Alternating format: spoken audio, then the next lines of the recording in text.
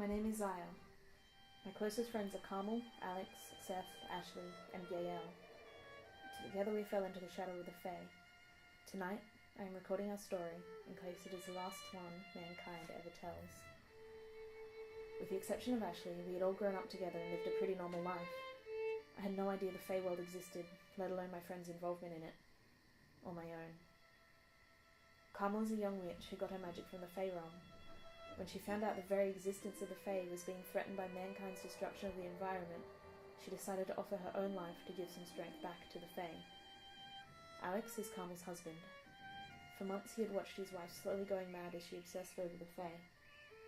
He found out she was going to kill herself, but when he realized some kind of magical barrier prevented him from getting into the house to stop her. He called Yael, Carmel's brother, but there was no answer, so he tried Seth and me. We came as quickly as we could.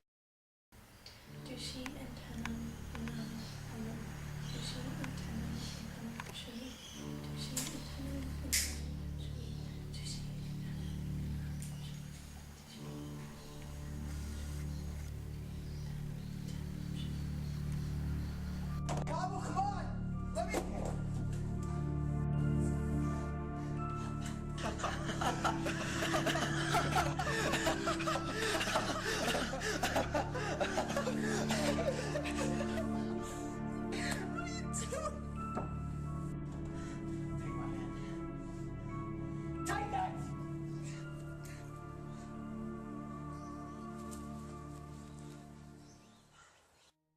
At the moment Carmel finished the spell, outside Seth had felt the Fae magic strengthening far too quickly. Drunk with the sheer power of it, he made a snap decision to use that power to teleport us to safety. Then he passed out. Yeah, so my character's Seth. He's a half human, half Fae. He's been using magic since he was a teenager, so when Fae goes crazy, he knows exactly what's going on, I guess, but he doesn't really know why. But if it wasn't for him, they probably would have died that first night. When Seth woke up, he was in the woods with Alex and myself. Seth had created a protective circle around us. He didn't know how or why, but the Fae realm had merged with the mortal one.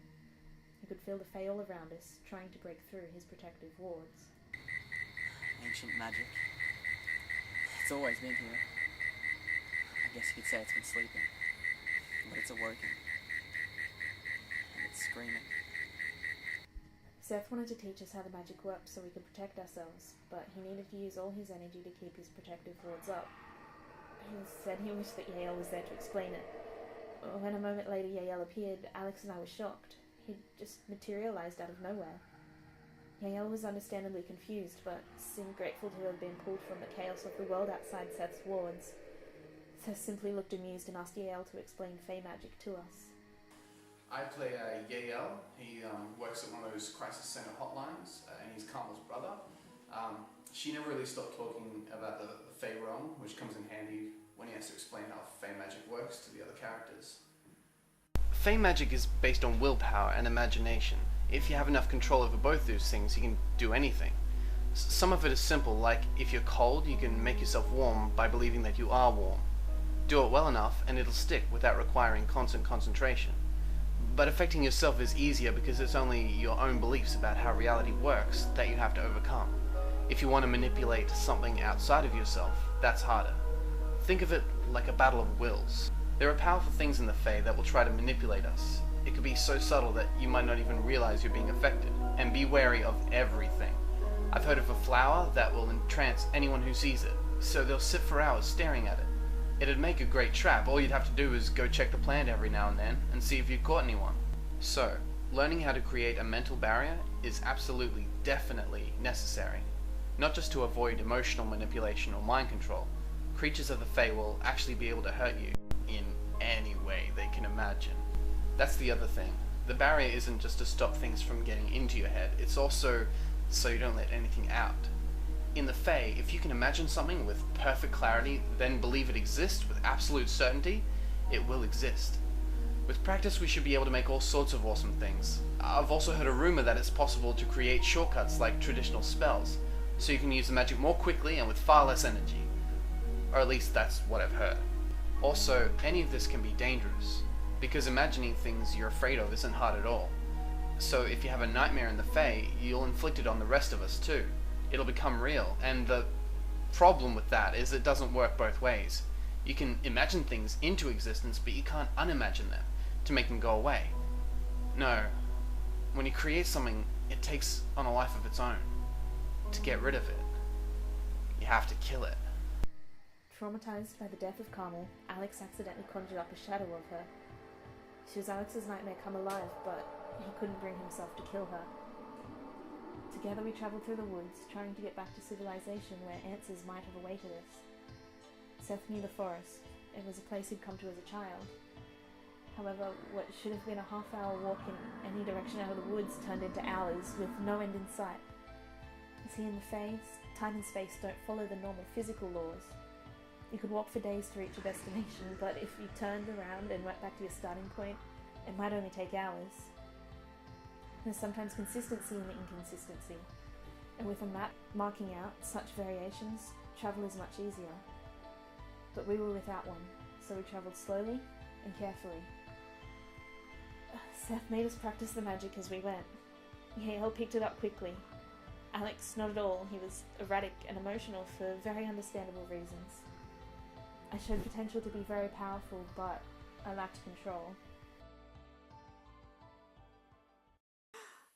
I play Aya, who finds out she can best channel her magic through her violin, which actually makes her extremely powerful, but it ends up making both her and her violin a target.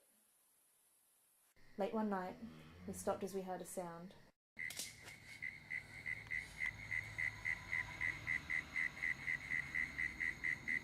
After we realised that Ashley was in the same boat as the rest of us, we let her join us.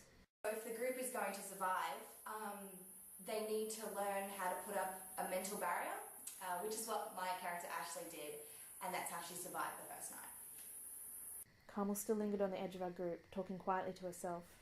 We sat together, in silence but for the muttering, when suddenly her words became clear. Why did you betray me? Who betrayed you? One of we 7. There's only 6 of us.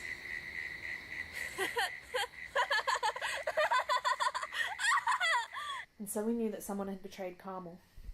One among we 7. But there were only 6 of us, including Carmel's shadowy self. Was it another one of her inane whisperings, or was there a seed of truth this time? We didn't know who to trust, and of course Ashley was the odd one out. Want to tell me again why you're in that forest? Unsure, our fears unspoken, we began walking again. We didn't realise we were being followed until it was too late. The moment Seth's protective wards finally faded, it attacked. We still don't know what it was, but for something that looked so broken, it moved with impossible speed.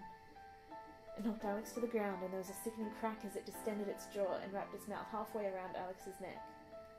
It was Carmel's shadow that pulled it off him. She held it with one hand, watching it as it screamed and thrashed wildly. And with an effortless flick of her wrist, she snapped its neck.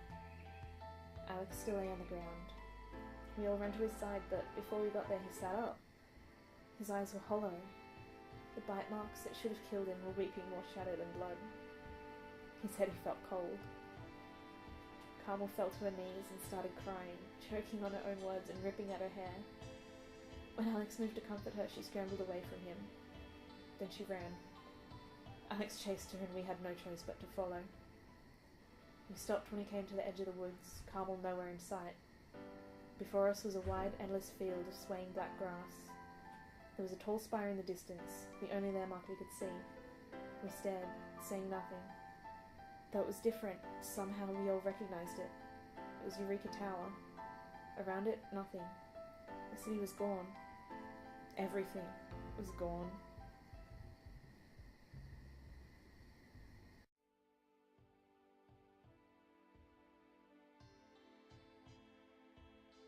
Over the course of the season, Seth and his friends find out more about what happened when Carmel cast that fatal spell. The spell did not only offer her blood to the Fae as she intended, but all human blood. Compelled by powerful magic, within minutes the blood of every human was soaking into the earth. Saturated with it, the Fae went wild. Like a drunk thing, it writhed into our world until the Fae and the mortal realms were one. That first night was chaotic and violent.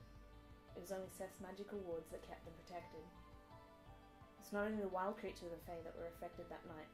The Aeshe are what we traditionally think of as fairies, though in reality they are tall, lithe, and never had wings. Their courts are scattered throughout the Fae realm, and once the rush of power had subsided, they resembled New Orleans post-Mardi Gras, if everyone in the city had been pumped full of PCP and had supernatural powers. Those who survived quickly rebuilt, and society adjusted, sometimes violently, to address any instabilities that had arisen.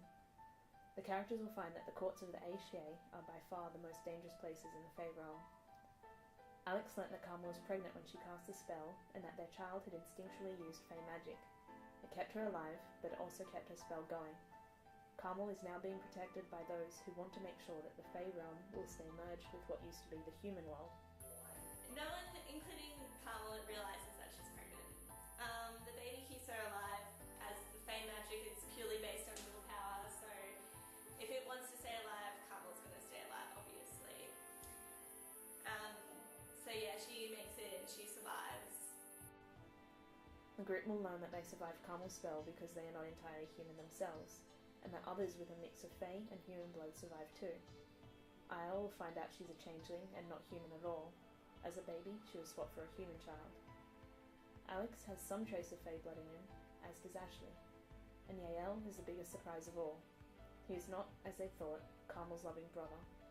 He is not their friend, capricious but kind. He's not one of them at all. Yael is of the Fae, and he is the one who betrayed Carmel. And with her, the whole human race.